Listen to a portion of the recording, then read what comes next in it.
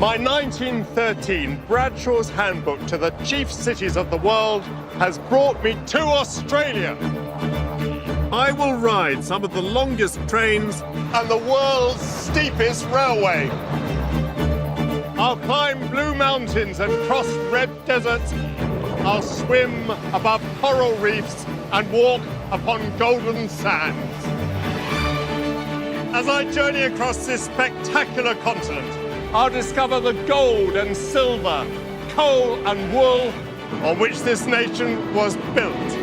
I'll encounter her indigenous people and her national heroes, and discover the origins of the millions of immigrants who now call themselves Australians.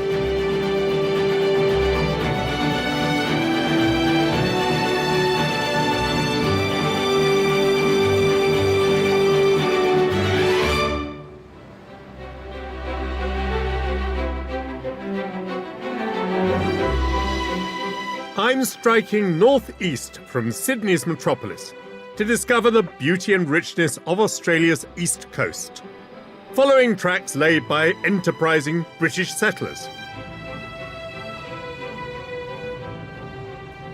Bradshaw sets the scene for this part of my journey. Exploration for mere discovery's sake has now done its work, and the development of the continent has since proceeded on economic lines, in which the expansion of agriculture, trade, and the mining industries plays the chief part. By the start of the 20th century, Australia had discovered enormous mineral deposits, which had raised the living standards of its tiny population.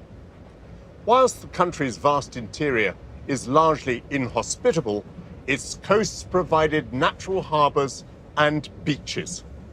Australians who worked an unusually short week had time for leisure and sport.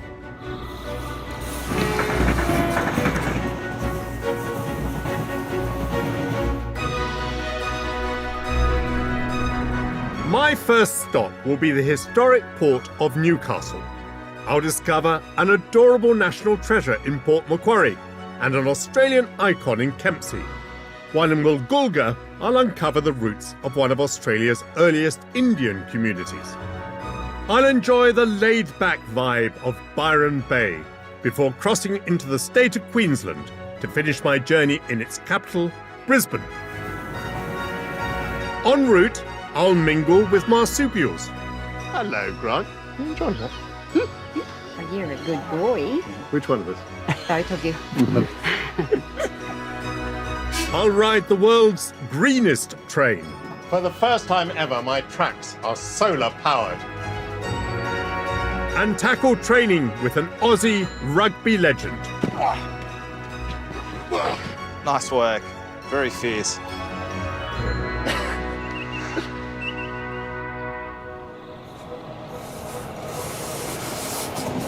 This is the Express Passenger Train, or XPT service, on the main North Line, the original railway to Queensland.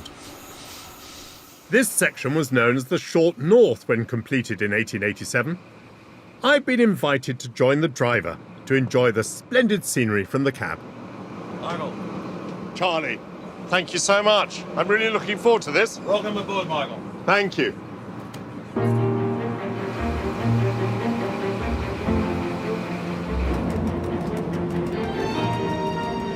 Charlie, this train resembles a British high-speed train, HST. Are they by any chance related? Pretty much the same train. This one's had the suspension change for Australian conditions, but basically it's the same train. We're on a decline here, 1 in 40 grade, from Cowan Station, just there, down to Hawkesbury River. Exciting part of the run. It's a beautiful part of the run. Very scenic, very historic. Passed through about 5 tunnels. This is Brooklyn, the township of Brooklyn. And here is the river ahead of us.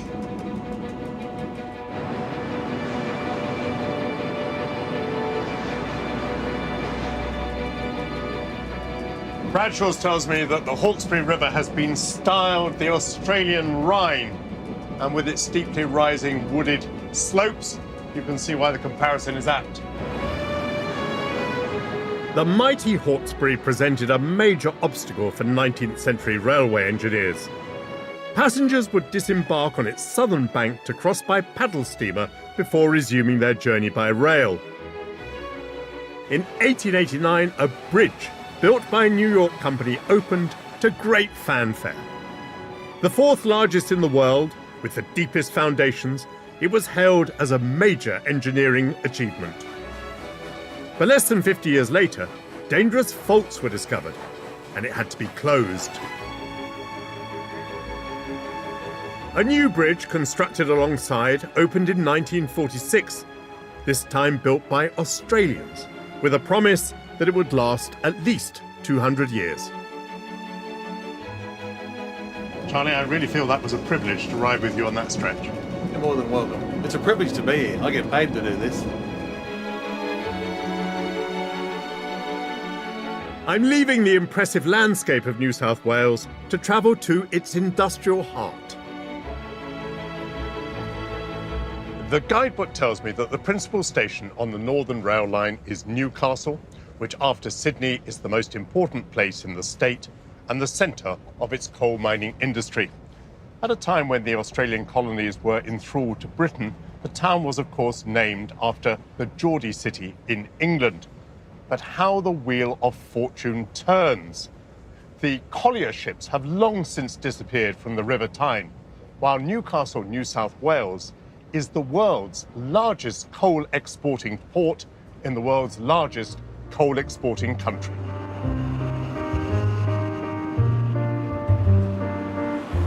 I'm alighting at Newcastle's Broadmeadows station, which opened in 1887.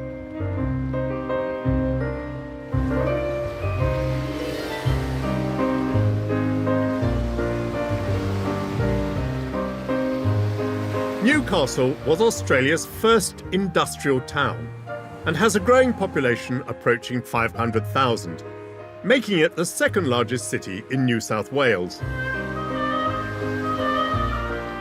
On Flagstaff Hill, overlooking the harbour and the Tasman Sea, sits a reminder of its importance as a coal port for over 200 years.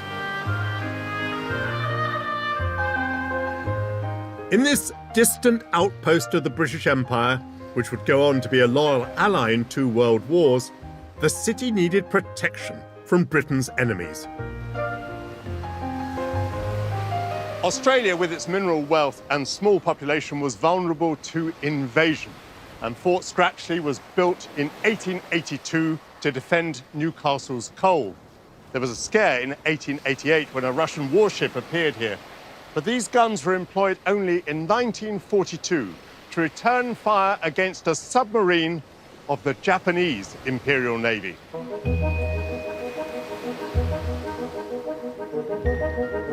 Newcastle is home to the largest port on Australia's east coast, covering almost 2,000 acres. A staggering 90% of its business is in coal, which arrives here by rail from the open-cut mines of the Hunter Valley. Henny Duploy is the Chief Executive Officer of Port Waratah Coal Services. In this extraordinary landscape, do you mind if I take you back to history? When does the history of coal in New South Wales begin? 220 years ago, in 1797, coal was first found in Newcastle, and then within about 3 years it was being exported. The first coal went from here to Bengal, and then within 5 years there were vessels going to the Cape of Good Hope regularly. The Hunter River was known as the Coal River because of the rich seams discovered in its valley. The first permanent mine opened here in 1804, employing convict labour. As the industry grew and free settlers arrived, Newcastle became a prosperous commercial centre, fueling a growing Australian economy. This discovery of coal was very fortuitous because it's just the beginning of the steam age, isn't it? That's right, and it's been a very big contributor to the Australian and specifically the New South Wales economy since then. What has changed about your methodology? How are you able to do such huge volumes now? The biggest things are the scale, so the scale of the machinery and the rate at which they run, and then also automation. What's this machine doing? The reclaimer is the machine that collects the coal once it's been stockpiled for loading onto the vessel. The reclaimer runs at about 10,000 tonnes an hour. We can do about 500,000 tonnes a day. The only machine that requires skilled operation by a human being is the ship loader. And it's an awesome responsibility. This is the most magnificent sight. We're out over the ship now. We're moving over the holds. The coal that has already been put inside is clearly visible, and the enormity of the ship is revealed. Absolutely amazing. Hello, Al. I'm Michael. Nice to meet you, mate. Al, I have been watching your work. You are a great man. No, I'm not. The way you've been moving the gantry and moving the nozzle, and you're putting that coal in there as neat as putting icing sugar on a cake, Oh, aren't you? stop it. You'll say anything. You want to take me out for dinner next. You'll have to scrub up first. Hey, I am scrubbed up. What do you reckon? What do you got? So take me through what you're doing next, Al. We load so much in first passes. Now we're going back to complete the passes. Yeah. So you don't stress the vessel out too much. Not stressful? Sometimes it is when they're full. You are responsible for not snapping a ship. Well, yes. Well, their load plans will stop it from doing that. How much coal already, Al? 60,000 tonnes so far. What will it take altogether? About 68,000, this one. You're getting there. Yeah, we're nearly on draft. Eddie, how much coal is the port doing a year? Out of Newcastle, we are exporting about 160 million tonnes of coal from the Hunter Valley. 160 million tonnes.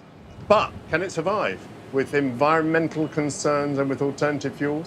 Well, coal exports through Newcastle doubled between 2007 and 2014 and has been growing incrementally since then. There's no doubt that there's pressure on coal as a fuel, but there's a lot of growth in demand for electricity, and Hunter Valley coal has significant advantage in the market. It's low ash, high calorific value coal, and very desirable in markets where that's important, such as Japan. Control, 710s in one and ready for coal. So he wants to complete this hatch. Yeah. Here we go. What do you think? I think it's epic. How much coal am I watching going through there? 8,664 tonnes. Wow. The foundations of Australia? Yeah. This is a maiden voyage too, this ship. Is it really? So you've got to be a bit gentle. Al, this was a nicely, freshly painted, brand new ship, and you've made a real mess of it. Yes. That's the industry. I'm still reeling from the sheer scale of this operation. It's amazing to me that they're exporting more coal from this one port than the whole of Britain was producing even 50 years ago.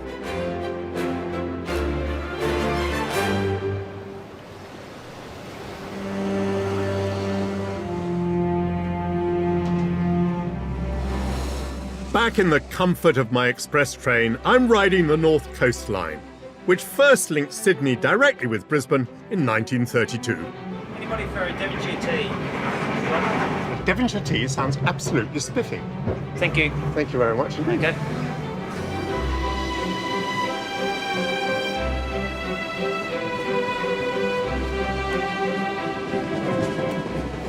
Hello. Hello, how are you? I believe the Devonshire tea is ready. Yeah, okay. Would you like a tea, coffee, or hot chocolate with that? Tea, please. Okay. Have a good day. Thank you very much indeed.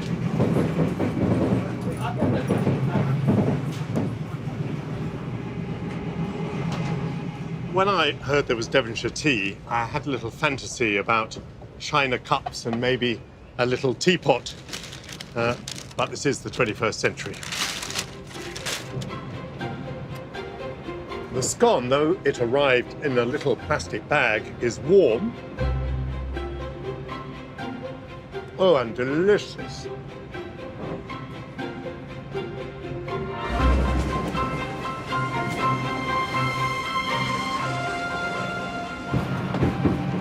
Hello, ladies. Hello, how are you? May I join you a moment? You're on a long journey today?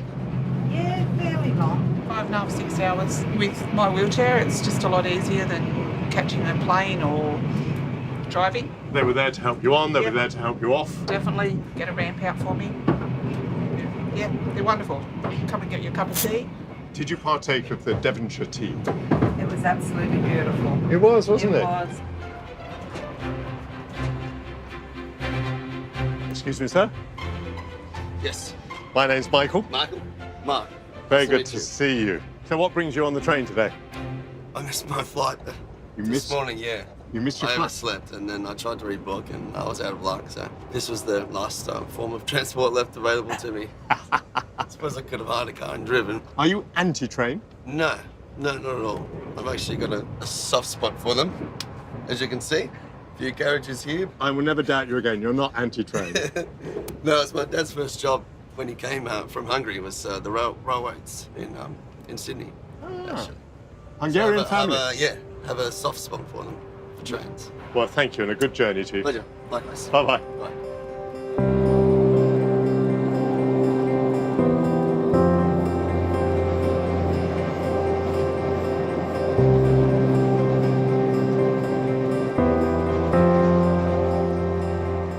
4 hours after leaving Newcastle, I arrive at Wauchope Station. Bye-bye. Around 10 miles east of here is the seaside town of Port Macquarie, or Port as it's known by the locals. I'll see what it has to offer in the morning.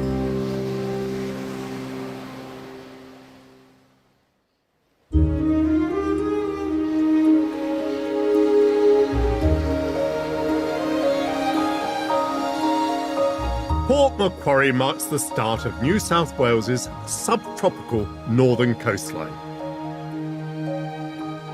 Named after Lachlan Macquarie, the state's fifth governor, it was established in 1821 as a penal settlement for British convicts. Today, it's a popular tourist destination, with great surfing and a choice of breathtaking beaches. Like many towns in Australia, it also boasts a healthy choice of restaurants and cafes, which make the most of the abundant year-round fresh produce. I'm ready for breakfast, and this place promises modern Australian cuisine. Hello. Very well. I was thinking of something fruity. Yeah. Can you remind me what acai is? So acai is a berry, Yeah. and our smoothie bowl is mixed with local fruits on top. Oh, brilliant. I'll have that. Thanks. Thank you very much. This is your acai bowl then. Wow, now, It's a pistachio crusted pear with our homemade granola and the chia pudding. Very good for your health. Enjoy. I should feel good eating it. Yeah, Thanks enjoy. very much. Thank you. So I'm guessing this part here is where the acai lurks. It's very, very tasty. It's unusual that anything that looks that good and tastes that good does you good.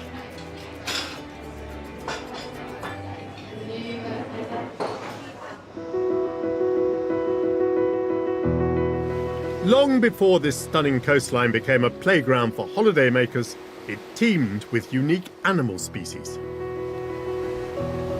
Bradshaw's tells me that all the mammals of Australia, except the dingo and bats and a small few rodents, are marsupial or pouch-bearing. There's one which human beings regard as cute, almost like a childhood teddy. And so, over a long period, it has been mistaken for a bear, much to its own indignation, I assume.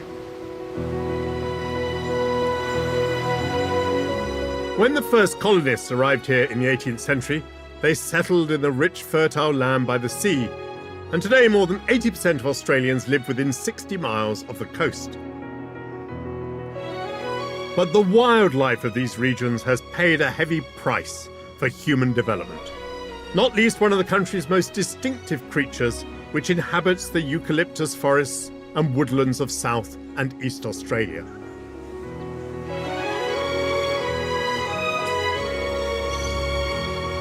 Just a few minutes' walk from the beach, in the Macquarie Nature Reserve, is the Koala Hospital, where they care for sick and injured animals.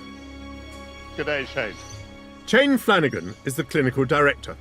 So let's just nail this once and for all, Shane. A koala is not a bear. Definitely not. A bear is a placental mammal. A koala is a marsupial. So their development is in a pouch, not completely inside the body. What has been the impact of the arrival of European settlers in Australia on the koala? The impact has been dreadful. But that applies to all wildlife, but, you know, our national icon, it's just dreadful. We have lost so many animals right across the country. There's just more and more habitats removed for human development. That's the problem. to the extent that they are endangered?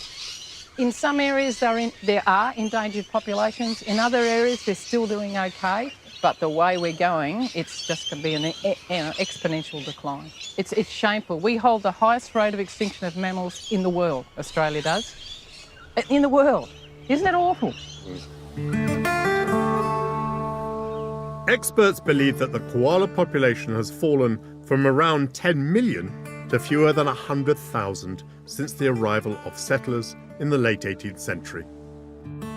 Huge numbers were killed for their fur, shipped to England and America. Koalas were finally made a protected species across Australia in 1937. But as trees continue to be cleared to build roads and houses, koalas are still endangered. What are the complaints that your patients are coming here with? There's key threatening processes that happen to koalas. Hit by cars, attacked by dogs and disease. All of that's driven by removal of habitat.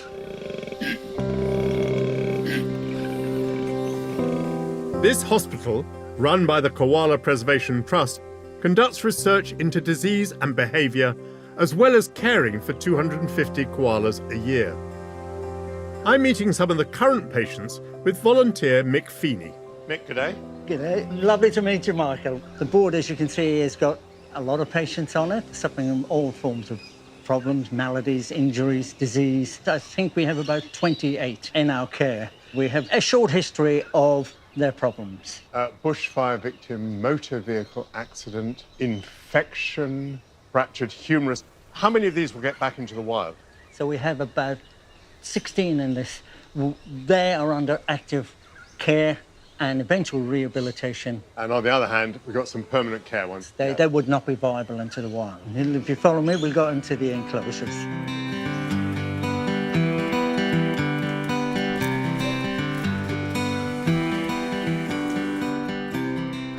Hello. Good morning. I'm Michael. Pleased to meet you, Michael. Very good to see you, Barbara. And who is this? This is Minnie. Her mother was killed with a dog, but fortunately Minnie wasn't injured. So I just took her into home care. How long have you had Minnie at home? 3 months. 3 months. And how's she doing? She's doing very well. She's now 1.5 kilos. She'll have to put on another kilo, and then she'll come into the hospital here. She'll go into the yard where there's a tree because she's never had a tree, and we won't touch her again. We call it dehumanising. Yes. Because she thinks I'm her mum. Yes. So we won't touch her, and it doesn't take them long before they don't really need to be handled again. And this is not the first time you've done this? No. Well, I've been here 17 years, so I've done it many times. It's lovely to see them start off little tiny things and grow and be healthy. Is it okay to touch Minnie? Yeah, she can touch, just feel the fur, feel how soft she is. Incredibly soft. That's extraordinary. Ooh, this is a first for me. I've never met a koala and I've never touched a koala. Barbara, is it all right to get closer to Minnie? Yep. Oh. Hello, Minnie.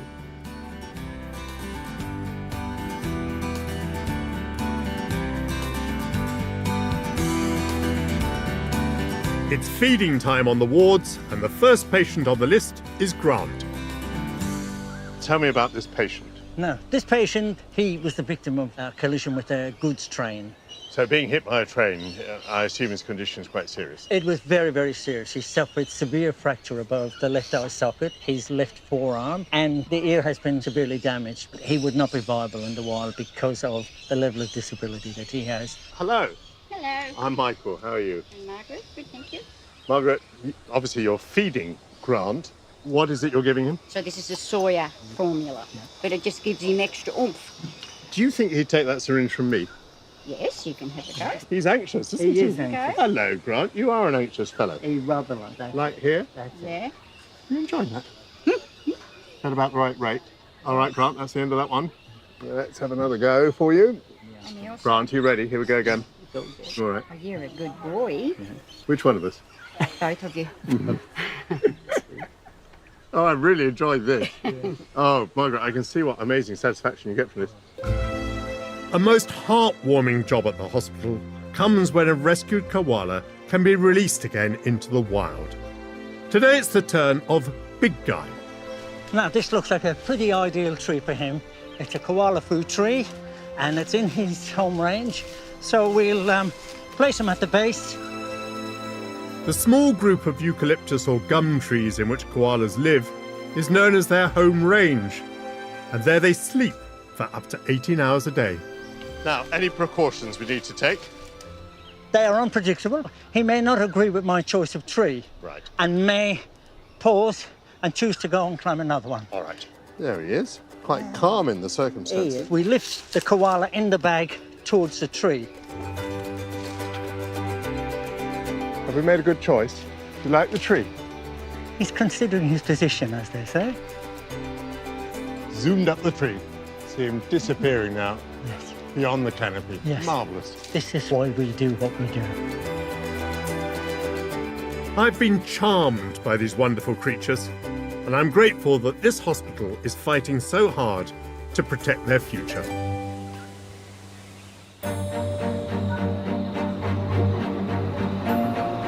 As the midday temperature rises, I'm looking forward to the air-conditioned train to continue my journey along the New South Wales coast.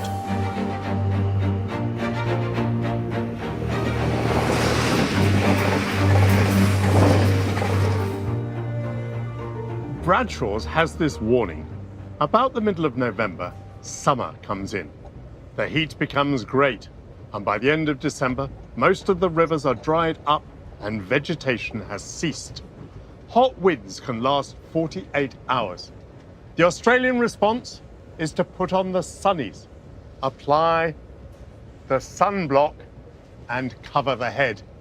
But I'm not convinced that my Panama looks right in Australia.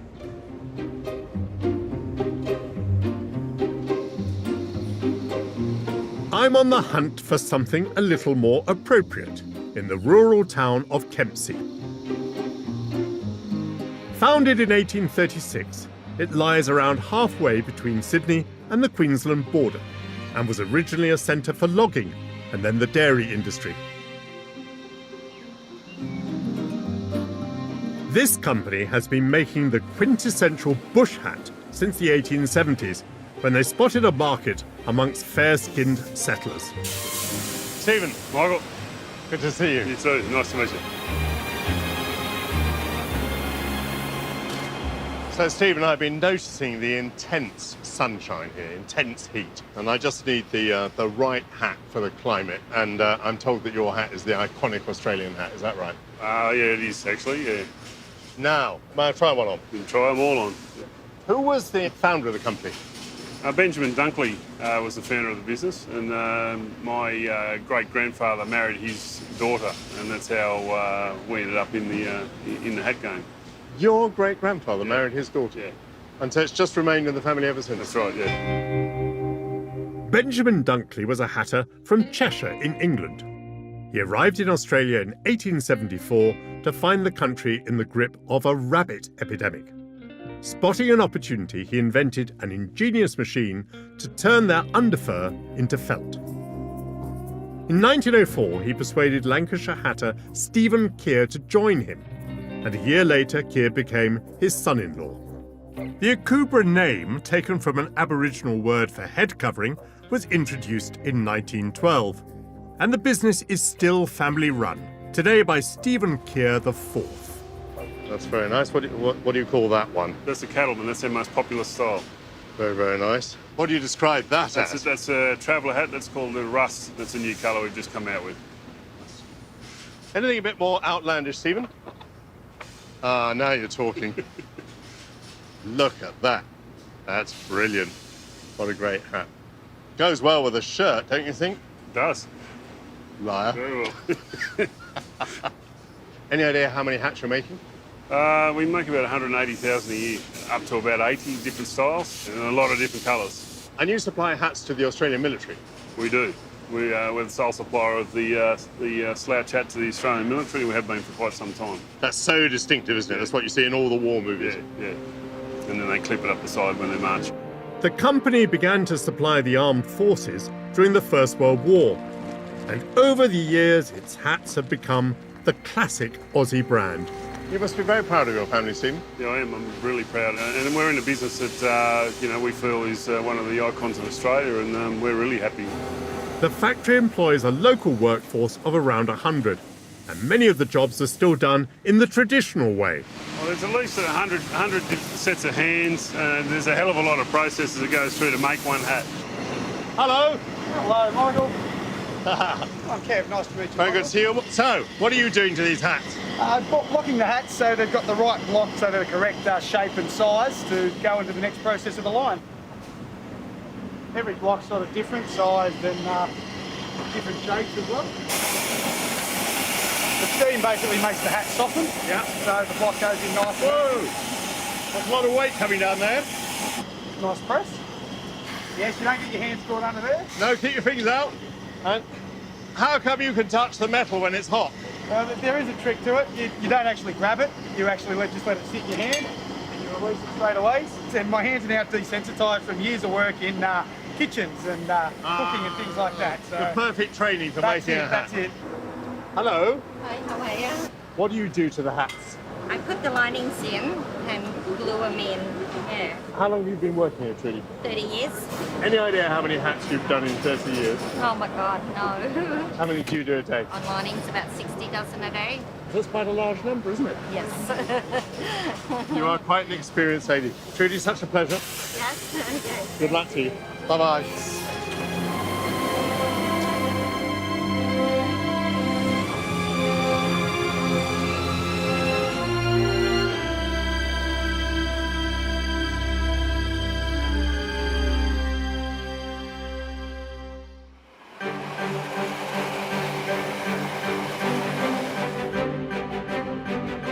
I'm continuing my journey along the coast of New South Wales. I'll stop at Coffs Harbour for Woolgoolga, then travel to Byron Bay before crossing into Queensland en route to the state capital, Brisbane. Although this rail line often runs close to the coast, views of the water are few and far between.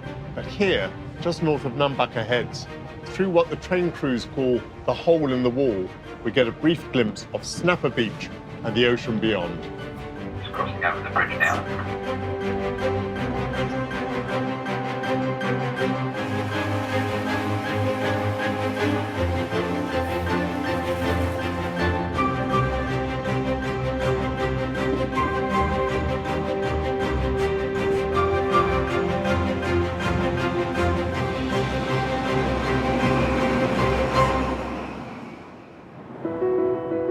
Coffs Harbour is one of the largest cities on this stretch of the coast.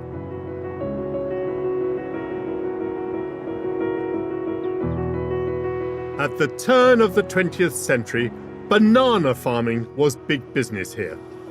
Plantations spread from tropical Queensland to this part of New South Wales.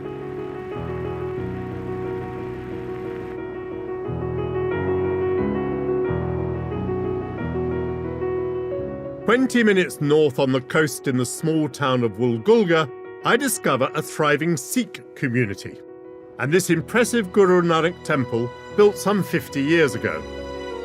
It might be surprising that Sikhs first arrived in Australia to work in Queensland sugarcane fields. They slipped in during the 1890s, shortly before Australia passed laws to exclude non-Europeans in order to keep the country white.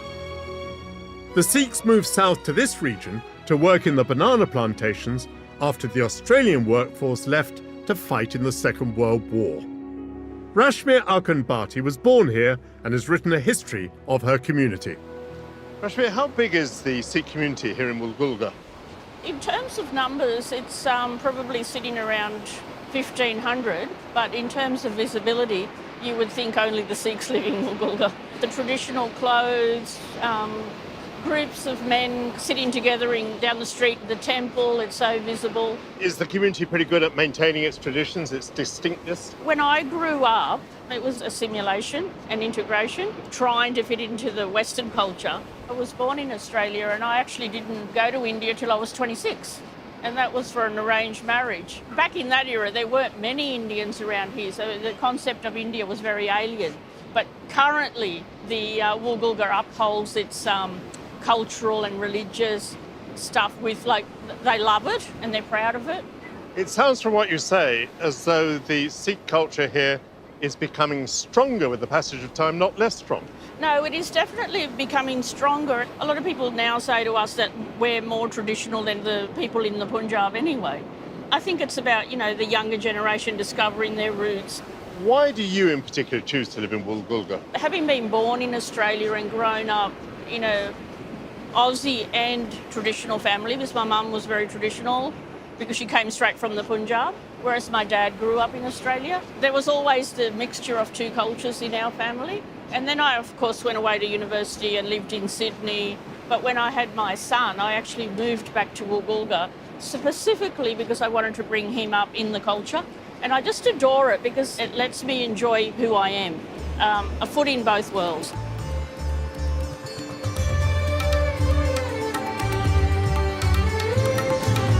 Every September, Woolgoolga's Sikh community hosts a curry fest with Indian food and Bhangra dancing, attracting over 15,000 visitors.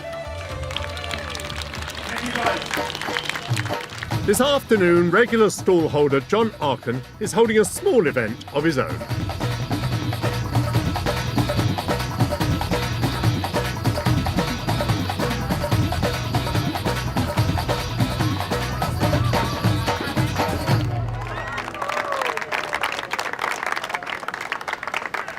Oh, John, what have you got there for us? Beautiful prawn curry from India. Oh, that looks lovely. And what do we eat that with? Yeah, a little bit of rice and a little bit of green chili and a little bit of red chili.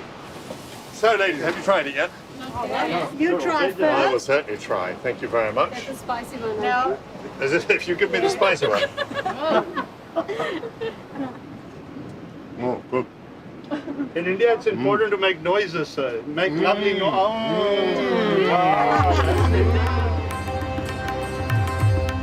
Fruit growing is still at the heart of the community. But today, blueberries have replaced bananas as the primary crop. Gomesh, hello, I'm Michael. Hello, Michael, great to meet you. Great to see you. I hear sounds of activity, so you've got some packing going on at the moment, have you? I do, so let's go in and have a look. I've got a hairnet for you. Matches your pants. Gomesh Singh is chairman of the Oz Group Co-op, which represents around 150 growers. Beautiful blueberries coming up the conveyor belt here. How many crops do you get a year? Look, our blueberry season here runs 52 weeks of the year. We've got a peak in the spring in September, October. But every single month of the year, we keep picking and keep packing. What happened to the bananas? The bananas are still grown here in very small volumes, but they started being grown in North Queensland. So that climate up there is a lot better suited to growing bananas. They can grow them more efficiently than we can here. Around the late 90s, we had some growers decide that they want to trial blueberries. And it was 4 growers initially, and then we've grown to 150 growers. And this year we hope to turn over about $100 million worth of blueberries. And the Sikh community is much involved in the fruit business here. At the moment, probably 80% of our members here are Sikh, from the Sikh communities. So what was it about the Punjab, where the Sikhs had come from, that suited them to this work? Back in Punjab, most people come from farming families, or they grew up in a village surrounded by farms. So when they came to Australia, farming was the logical next step. So my great-grandfather came out here with a group of about 20 people, and they worked here on the cane fields. They'd kind of come back and forth from India. And then in the late 30s, the White Australia policy had relaxed a little bit. And then my grandmother came out with my grandfather and they settled here in Woolgoolga. It's quite interesting to me that you have passed through a period of frankly racist policy. There was a white Australia policy. My generation, we grew up in a post-racism era, so we don't feel any of that. My father grew up here, he didn't feel any of that. Perhaps there was some of it towards my grandparents, but I even remember my granddad saying that the Australians who helped him out, he had a lot of time for. This really is a story that Australian Sikhs, Sikh Australians, are fully integrated. Look, absolutely. I think a lot of the values that Sikhs share are common with Australian values, like mateship and hard work. So it's been a happy melding of both the cultures.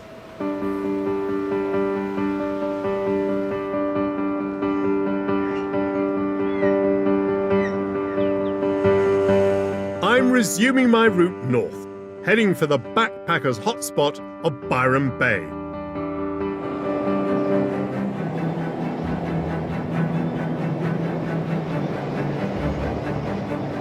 At the time of my Bradshaw's guide, I could have taken a train all the way into town on the Casino to Murwillumbah line. But as roads improved, passenger numbers dwindled, and in 2004, 110 years after it began, the service finally closed. So I'll leave this North Coast train at Casino, around 50 miles inland. The hippie charms of Byron Bay will have to wait till morning.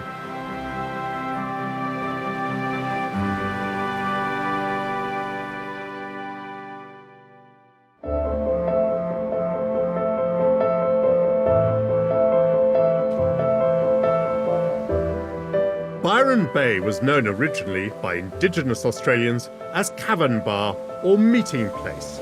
But in 1770, Captain James Cook anchored here and named it Cape Byron after a famous naval officer, John Byron, grandfather of the poet.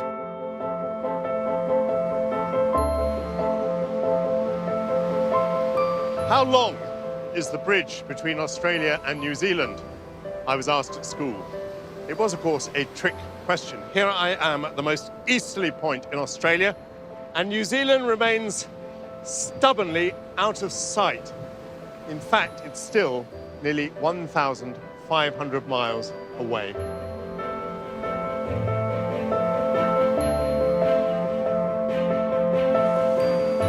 In 1894, the railway arrived and the town was renamed Byron Bay.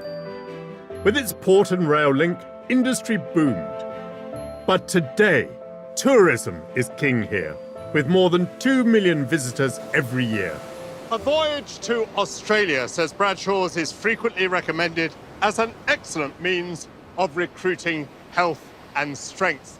And beautiful Byron Bay, which was once a place of whaling and mining and factories, has recently been a magnet for the health conscious. Hippies, backpackers, surfers, and other natural soulmates of mine.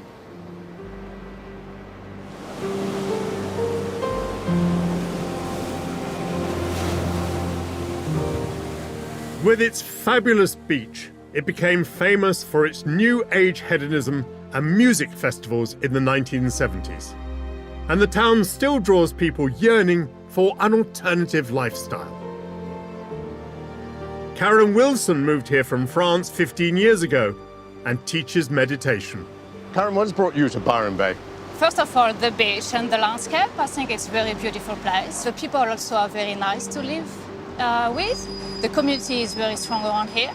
What sort of people come here? You know, there are a lot of creative people around here. Byron Bay is quite popular for that. People that like to have a good life balance between relaxing, enjoying themselves, and then work.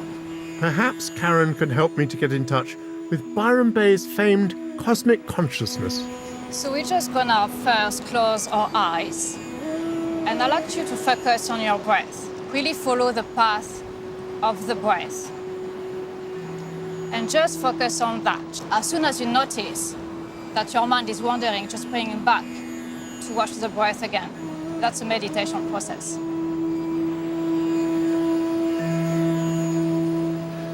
How are you feeling now, Michael? Good. I think it takes a lot of practice. It does. My mind was wandering, but whenever it did wander, I did as you told me. I focused on my breath going into my diaphragm. I've enjoyed a lovely moment of peace with just the roar of the surf. Beautiful. Thank you. You're welcome.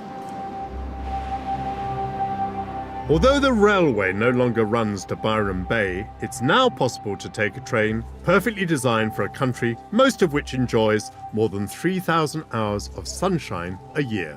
Now here is a joyous sight, some beautifully restored old railway rolling stock in wonderful livery of maroon and cream. Anybody on board? Oh, g'day, Michael. Hello. Who's Tim? Who's Jeff? I'm Jeff. You're Jeff? I'm Tim. Welcome to Byron. Jeff Clark is a manager at the Byron Bay Railroad Company, which runs the service on the old Murwillumbah line from the north end of town to the centre.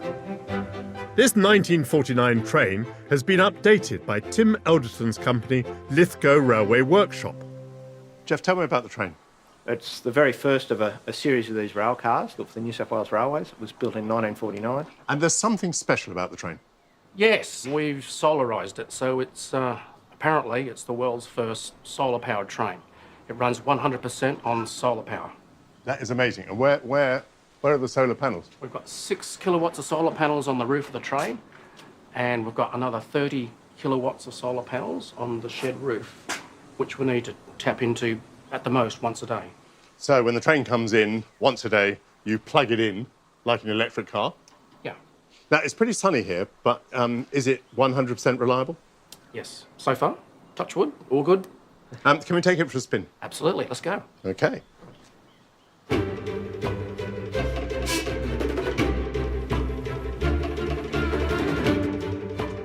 Beautifully quiet, Tim. Sure is. It's slightly unnerving to be on an electric train with no third rail, no wires above us. Absolutely. But from the sound, you know it's electric. Yes. Actually, we only use about a quarter of the energy that we generate. We sell 3/4 of it to the grid and we get paid.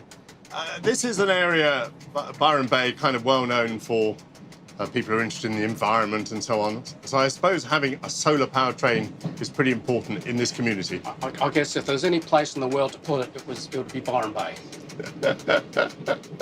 What were the challenges, Jeff, of getting the whole thing going? Just the regulatory approval. The start of Passion Railway was immense. We had planning approvals. We had the physical work of doing the engineering work to reconstruct the railway line and the bridge. The railway line was completely overgrown. The service was launched in 2017 and runs 9 return trips daily with evening trains at weekends. Was it a struggle to get people to believe in solar technology? We had people that told us it was just a joke and you could never have a solar power train. And some of them are still saying that, but you're travelling on one now. You proved them wrong. Yes. Here's your famous bridge, Jeff.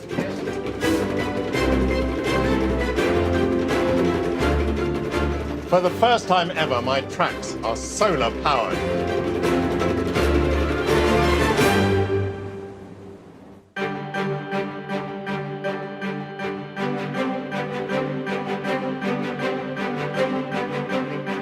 I'm bidding farewell to New South Wales and crossing the border into Queensland, Australia's second largest state. 7 times the size of the United Kingdom, its 4,500-mile coastline extends all the way to the continent's northern tip.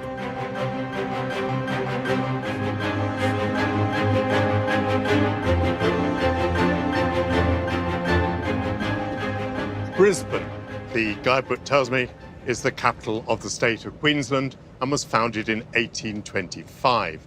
It stands between the southern temperate zone and the subtropical north, drawing from both some peculiar advantages. As a city, Brisbane possesses a distinctive character, which I'm told is expressed in both culture and architecture. Oh, and indeed by the fact that we have to change our watches back by 1 hour. Odd, since we're travelling north, not east or west. Terminating train platform number 8. This train will terminate at this station. The Caboolture Express train. 620 miles on from Sydney, I arrive in Australia's 3rd biggest city.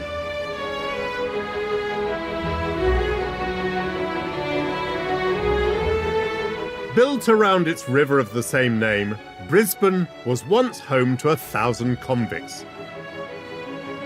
Almost 40 years after the first British prisoners set foot in Sydney, the Moreton Bay penal settlement was established here for the most hardened re-offenders. It closed in 1842 and free settlers then flocked here. Brisbane became Queensland's capital in 1859. Bradshaw's remarks that Brisbane was not a planned city.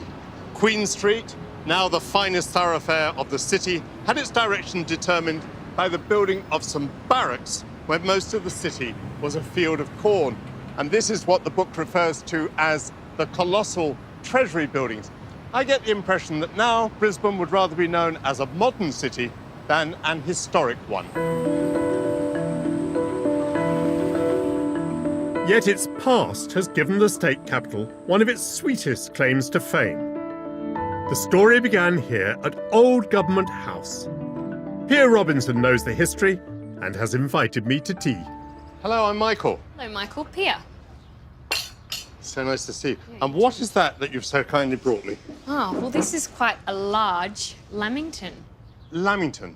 Strange name. Why is it so called? The naming is after Lord and Lady Lamington. Lord Lamington was the 8th governor of Old Government House here in Queensland. London-born aristocrat Lord Lamington and his wife Lady Lamington took up residence here in 1896. And Lord Lamington was a great cake baker, was he? No, not at all. You would never see Lord Lamington in the kitchen. Instead, Lady and Lord Lamington hired experienced French patisserie chef, Armand Garland. And he invented the cake. We believe so. In the house, they used to have Lady Lamington's afternoon tea receptions, and so the chef de cuisine had to be able to make something for a large number of people. It was able to be made en masse, not because it was fast to make, but because you could make a lot of them. The earliest known recipe for the cake was published in the Queensland Country Life magazine in 1900. And National Lamington Day is celebrated every year on July the 21st. What's it made of? That's a very good question. It's a butter cake with chocolate icing and coconut on the outside. This is the Aussie cake, and we do hold it in our hearts. This is our iconic cake. Quite a build-up. You observe the sponge. We pop it in the mouth. Chocolate and coconut, really good combination. It's excellent. You ought to feed it to your cricketers. It would stop them winning.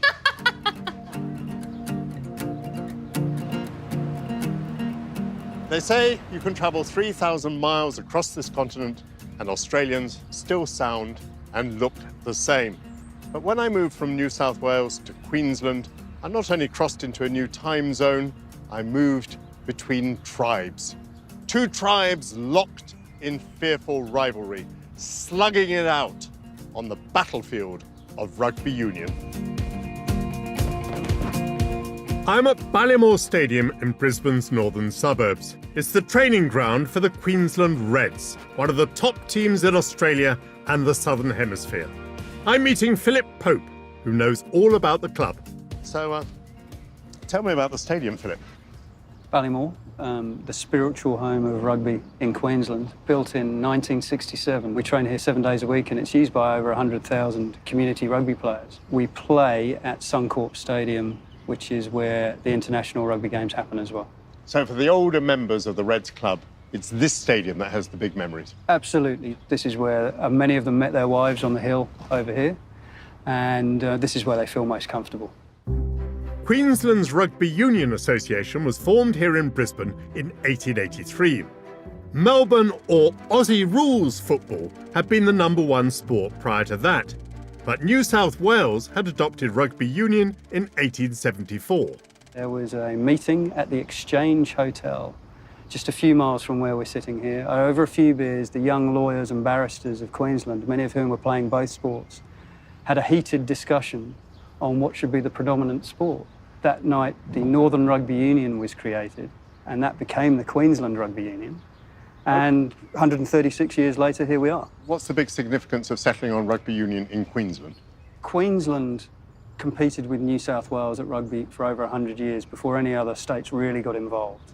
Queenslanders regard the city folk of Sydney as their arch enemies. So there was a lot of passion, there was a lot of feeling in those very first encounters. That Queensland-New South Wales rivalry means everything. So, if Queensland hadn't adopted rugby union rules, there would not have been a winter sport in common to play with New South Wales. That's correct. Potentially there would be no Wallabies because New South Wales would have had nobody to play against, and it was only through New South Wales and Queensland games over the decades that Australia really began an international rugby culture.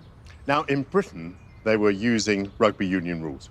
Yeah, there is I think there's a match in 1888, which is probably the most famous first match between Queensland and Great Britain. They win by a few points, but they produce some exhilarating rugby, and that helped cement rugby union in this state.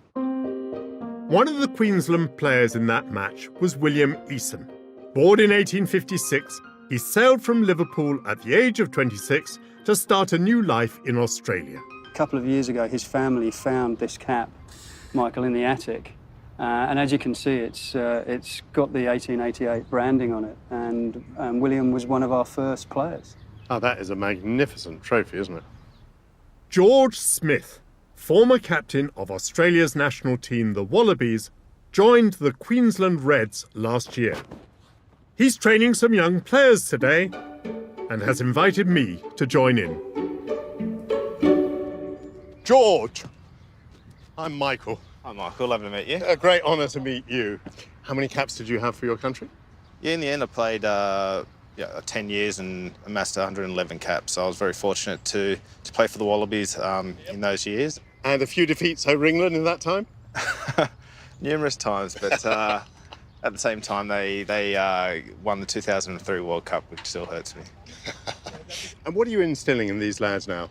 Oh, look, we're just working on their basic skills, their catch pass, their tackle technique, and also their ability to clean out at a breakdown. So different variables within the game.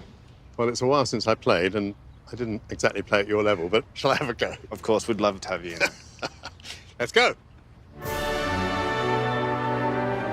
So here we go, Michael.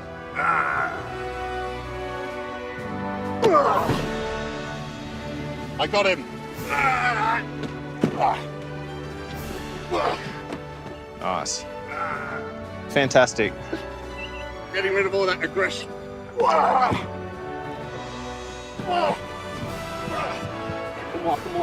Nice distribution there. Nice work. Okay, left. Jackal. Jackal. Jackal. There we go. Nice work. Oh, Michael, you were fantastic today, especially when you did that tackling drill. Very fierce. Yeah, I used to be in politics. Comes naturally. Thanks so much, George. No problems.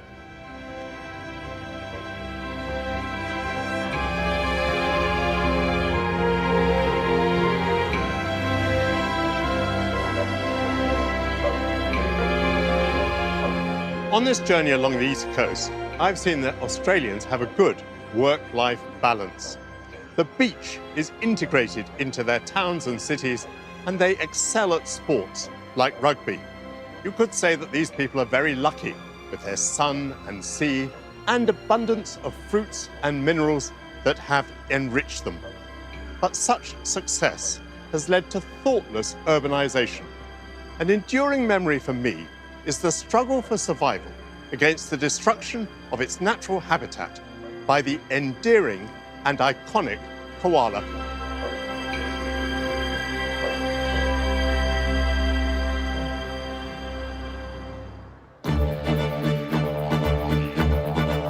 The man responsible for making my English class sing, Seamus Heaney, and the music of What Happens is with us in 45 minutes. Queasy Quacks is the subtext of tonight's QI XL. That's with us next.